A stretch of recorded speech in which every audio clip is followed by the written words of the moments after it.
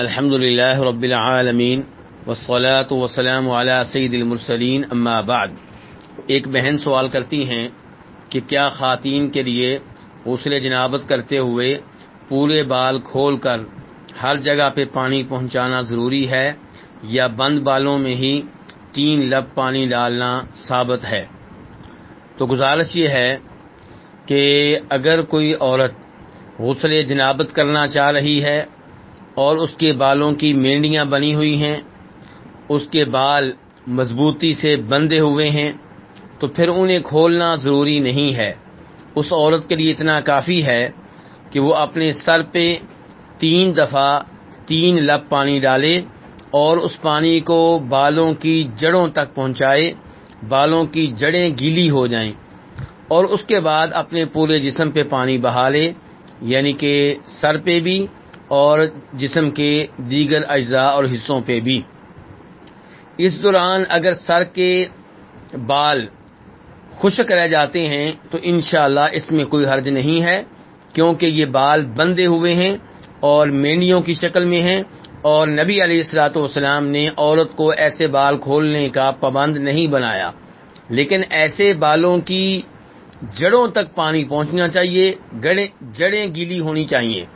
اور اس کے بعد پورے سر پہ پانی ڈال لیا جائے، پورے سر پہ اور باقی جسم پہ پانی بہا دیا جائے۔ اس کی دلیل وہ حدیث ہے جسے امام مسلم، ابن ماجہ اور دیگر ائمہ حدیث جناب ام سلمہ رضی اللہ تعالیٰ عنہا سے روایت کرتے ہیں۔ ام سلمہ فرماتی ہیں، میں نے کہا اللہ کے رسول، میں سر کے بالوں کی مینڈیاں مضبوطی سے بناتی ہوں، تو کیا غسل جنابت کے لیے انہیں کھولا کروں؟ تو آپ نے فرمایا، تجھے یہی کافی ہے کہ سر پہ پانی کی 3 لپیں ڈال لو، پھر اپنے پورے جسم پہ پانی بہا لو تو پاک ہو جاؤ گی۔ تو اس سے پتہ چلا کہ مینڈیوں کو اور بندھے ہوئے بالوں کو کھولنا ضروری نہیں ہے۔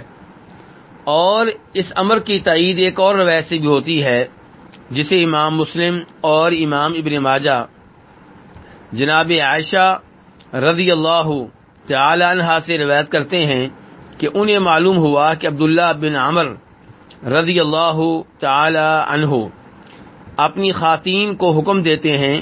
کہ جب وہ غسل کریں تو سر کی مینڈیاں وغیرہ کھول لیا کریں۔ تو ام المؤمنین عائشہ نے فرمایا،